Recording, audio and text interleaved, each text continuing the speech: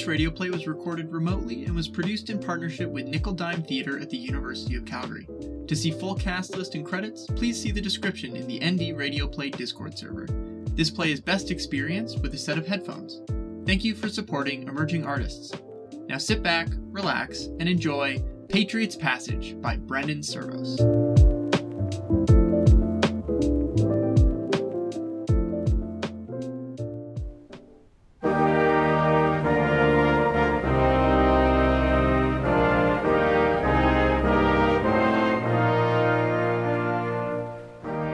Canada is a proud and powerful nation.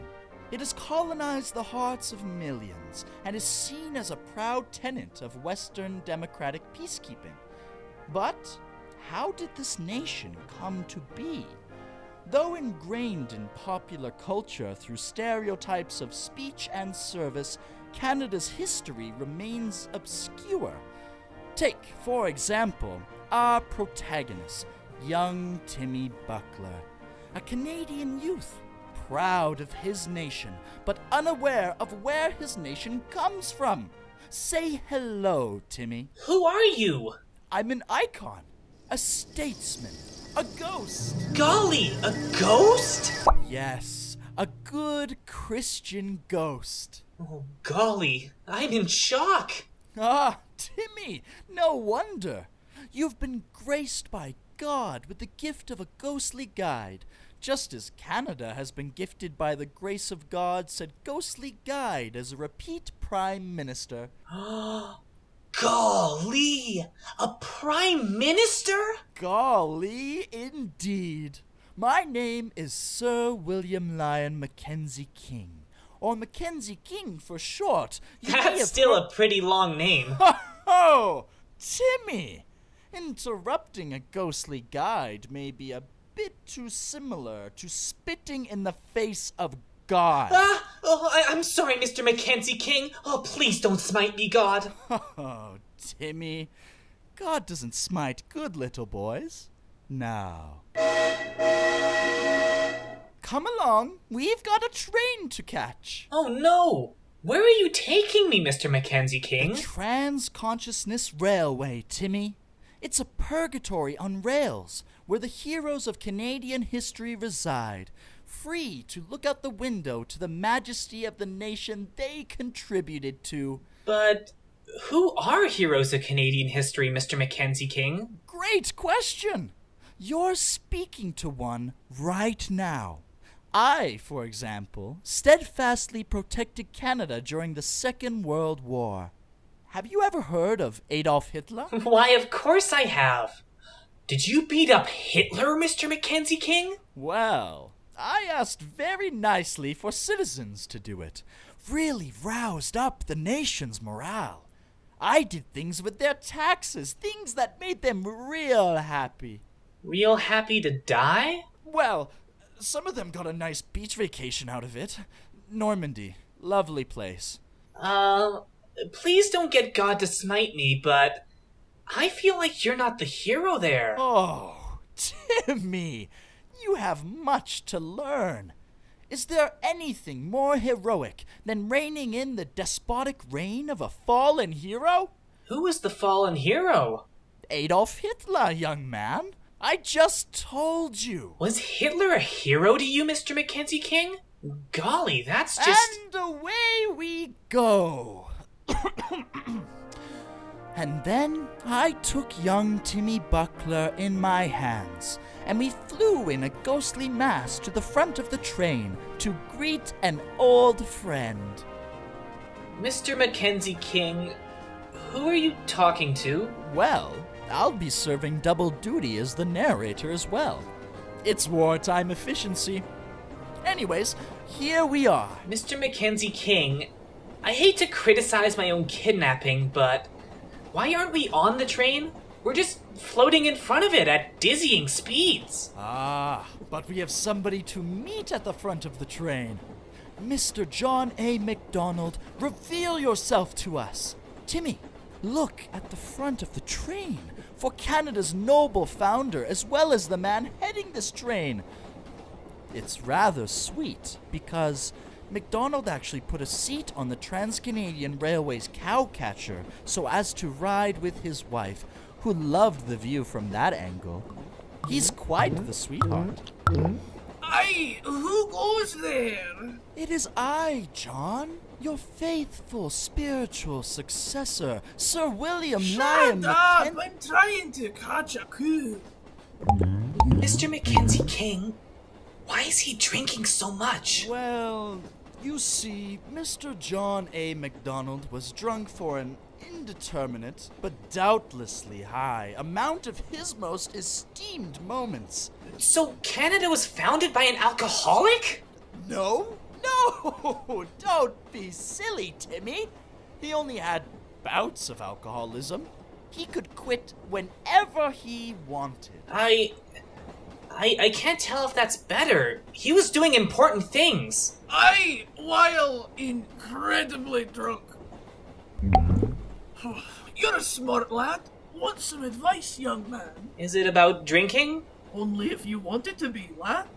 I'd rather not. Well, it'll be about founding states, then. You see, lad, securing a state is about building a legacy. And, well, my legacy is based off of, making room on this land. Made a railway just to show off how much was mine, ours. That was the real pride. And, young man, here's the most important part. If you build a whole fucking country on top of an Indian burial ground, you might get a weird ghost train. Thank you for the advice, Mr. John A. MacDonald. I'll be seeing you. Let me just phase young Timmy Buckler and I into the train. Have a lovely evening, Mackie. Hey, next time you write some of that lovely poetry about Adolf, send it my way. I can repurpose it for my wife. When you're eternally trapped, there's always an anniversary coming up. And now we're in the train. Oh, what a lovely man. Oh, and Timmy, Mr. John A. MacDonald was a bit misinformed. This train was founded by God. In fact, Canadians are actually God's real chosen people. And... Bonjour. Oh, Lord! I misnavigated through the train. I faced us right to Canada's most historic supervillain. Bonjour. A spirit most foul. Timmy, this is a learning opportunity. Don't worry, he can't harm me. He's a ghost. But what if he harms me? That is something I hadn't considered. I do not wish to harm. Ah, you've quit speaking the language of the degenerates. Good on you. If only you could get rid of your other half. You are cruel. Oh, golly, Mr. Mackenzie King. He doesn't look scary. He looks starving. Why, Timmy, it's what he deserves. The ghastly man. We phased into a prison. The prison of Louis Riel, a traitor to Canada. What did he do? He betrayed Canada. Well, what does that mean? He rose to violence against Canada. Why did he do that? Please, explain why I did that. He did it because he didn't have the proper reverence for God. I thought I was God for a period of time. See? He sins. He's a sinner. At least I did something good with all of it. Merde! I tried to lead a rebellion of my people to maintain their sovereignty in the face of Canada's tyranny. Uh-huh. But then what happened to you? I was put to death. Good. All questions answered. Now, Timmy, we can leave him to rot. Oh, golly. I feel like there are more nuances. We have an entire history to finish up with. We are currently flying away. We are flying away right now. Mr. Mackenzie King, I know you want me to love Canada, but you've shown me two ghosts and they're either acting awful or being treated awful.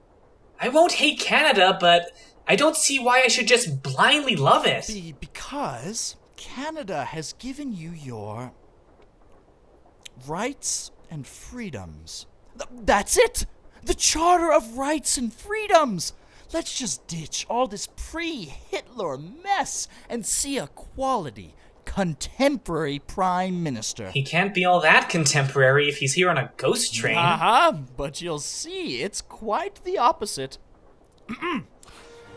Then, Timmy and I waded through the cars of this train, occupied by the spirits of hockey players, all in an aimless, celebratory ruckus. Our trip ended when we came in front of a television. Why did we stop here, Mr. Mackenzie King? Peer into the television, Timmy. Stare into it. Alrighty, Mr. Mackenzie King.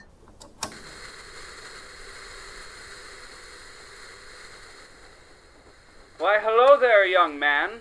Oh, pardon the sweat. I've been trapped under this stage light for, fuddle-duddle, I don't know how long. He lives a hellish existence. He's a television celebrity ghost and a prime minister. Great man. Horrible afterlife. This is Pierre Trudeau, the first prime minister with a major television presence. Enough about me and my, ungodly struggles. How can I help you, young man? Well, Mr. Mackenzie King complimented Hitler and then abducted me. He took me to meet an alcoholic, and then, well, if my timeline is right, he took me to meet a very sad man who the alcoholic killed. He wants me to love Canada, but all I see is a foundation of hate. What do you think, TV Prime Minister? Would you happen to know where lacrosse comes from? It comes from Canada. Right, but where and how does it come from Canada? Golly, mister, I don't know. It comes from indigenous peoples. In some communities, it was used as a replacement for war. Brutal games that were used to settle conflicts. Settlers, French settlers, thought this game looked fun and tried a nicer, cleaner version of it. Then the indigenous peoples got a little too good at this game, and so they got edged out of it. It became games between the French and the English, and the indigenous were pushed out of the equation. Then it became a recruitment tool for war, and now it's back to just being a fun time. And indigenous peoples still really aren't that big a part of it anymore. Wow! So we've been playing war games this whole time? No, we've been playing a cross-cultural mess. But it's brought people together. Millions enjoyed it. You're a lot happier when you don't know what it's supposed to mean, and you just have fun. That's Canada, Timmy. So, is Canada bad? That's for you to decide, Timmy. It's not for me to tell you. It's not for Mr. Mackenzie King to tell you. But as harsh as things can be, one of our prime ministers told John F. Kennedy to go fuck himself, and I think that's pretty cool, no matter how you look at it. Golly, that is pretty cool. Why did he do it? Well, because he tried to tell Canada what to do. Canada is a mess. It argues with itself. Every province hates every other province. Being a prime minister is like being a juggler. But if Canada is good at anything, it's being its own thing, with messy, confusing roots. I declared war on Nazi Germany before England did. By a whole day! Isn't that neat? You also thought Hitler was cool. I don't mean to dwell on that, but it's a fact. That's the spirit. Young man, if you want to be the best Canadian you can, point out when other Canadians sound kind of like Nazis. And keep asking questions.